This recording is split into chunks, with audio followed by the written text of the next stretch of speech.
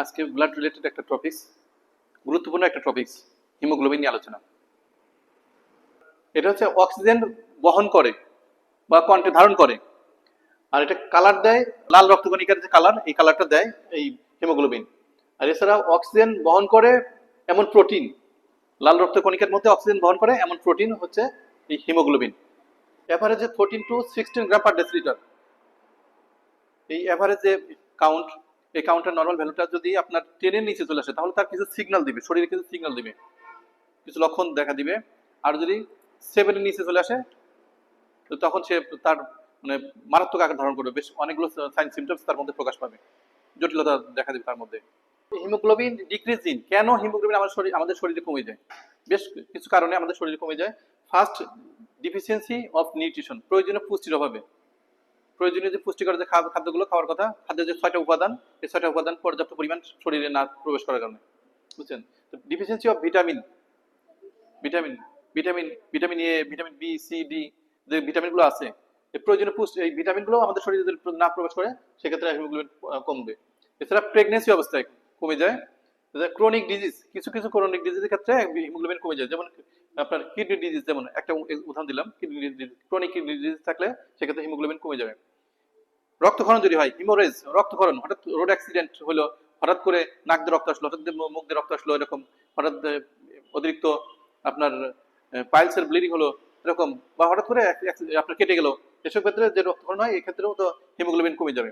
আর osteoporosis, হাড় যদি ক্ষয় হয়ে যায় কোনো কারণে, যদি ব্লাড সেল তৈরি না হয় সেক্ষেত্রে আপনার হিমোগ্লোবিন কমে যাবে।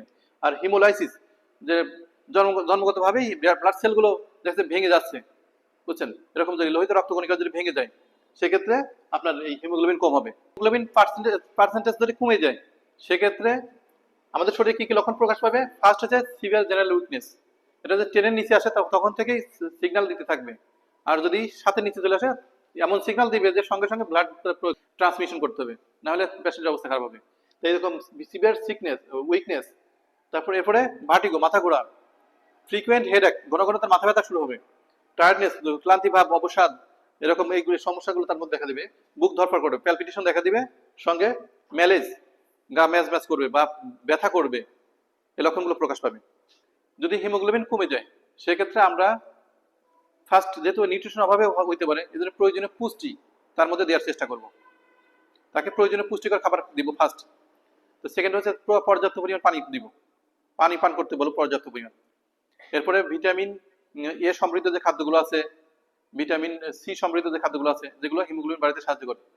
এছাড়া ডালিম, বেদেনা, তারপরে শাকের মধ্যে আপনার পালং শাক, এগুলো আমরা দেওয়ার চেষ্টা করবো, বুঝছেন।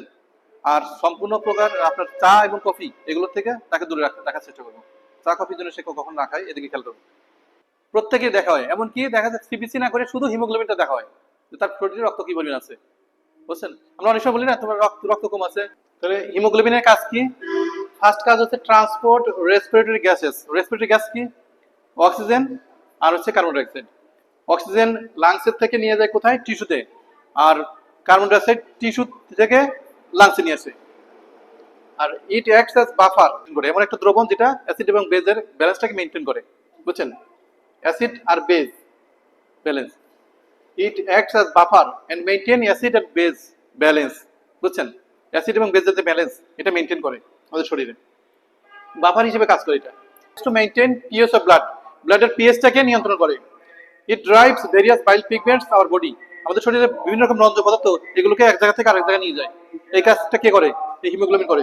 আর ইট রিজার্ভস আয়রন, এই হিমোগ্লোবিনের মধ্যে আয়রন থাকে এবং প্রোটিন থাকে।